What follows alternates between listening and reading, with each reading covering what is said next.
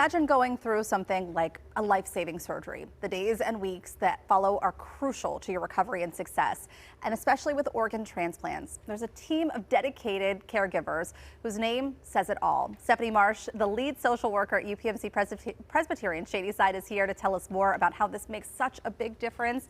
So glad to have you here, Stefanie. Thank you for having me. So tell us a little bit about what the term caregiver means in a hospital setting.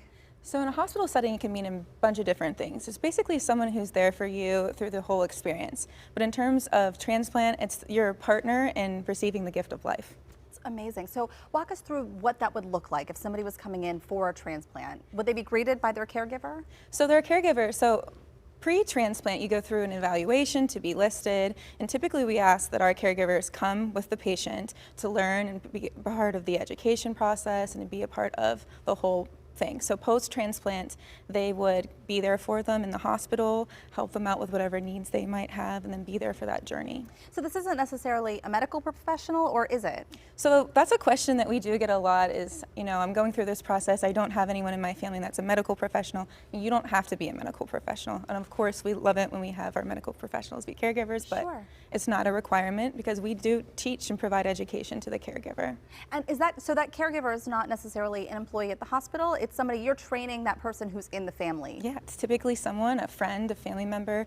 We have people that bring different types of caregivers that they find throughout different walks of life. It could be a friend from high school, someone from church. So we know how, people who are getting organ transplants usually need it to save their life. So it is very important in those days that follow that they get the right kind of care. So what are the things that you would train that caregiver on?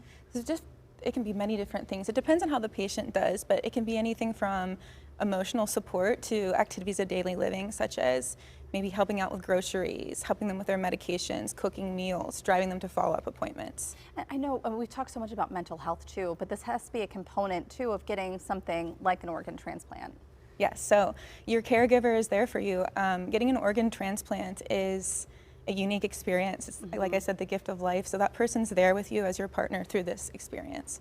What do you find is the most common question from someone who's training to be a caregiver for someone? One of the most common questions is, do I have to have medical knowledge? And we just really try to punctuate to people that, no, we will help you. And if you have any questions, we are there for you. So. Yeah. And what kind of recovery, what does that look like for someone who has gone through a surgery like this? It depends on the organ and it depends on the person, but obviously they're a little bit easier for some folks than others, but we have people that are out of the hospital in a couple of days. Talk to us about why it is so important to have this devoted person who's going to be with the patient. Well, that person is there for you, in terms of your success. So when you're recovering from a major surgery, sometimes, when the medical team's telling you different things, you're not going to hear it. And that person is there to advocate for you and maybe be your person that takes your notes, your advocate. It's so nice to know that there's a priority involved in making sure that this person is going home with a support. I imagine that there's research that shows that if you don't have a specified person, a caregiver in place, that your success rate goes down. There is a lot of research that shows that organ transplant recipients are a lot more successful post-transplant if they have a dedicated caregiver, which is why it is a requirement. So what kind of tips would you give to, a family member, a friend who was coming in to take on this role? Be there for as much as you can. Be there for as many of the appointments as you can. Ask questions. The team loves to answer questions, and be there for yourself as well. I have to imagine too, if you are someone who is getting ready to have a transplant, if you are a friend of that person, maybe speak up and offer yourself to be that caregiver. Yes. That would make it a lot easier to Yes. know you have somebody in your corner. Sometimes people don't know how to ask, and yes. That's the way, yeah.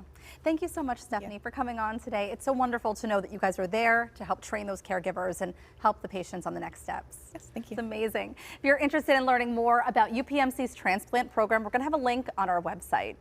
Coming up on Talk Pittsburgh, we are getting ready to say goodbye to 2023 and cheers to 2024. We're shaking up some celebratory sippers when we come back.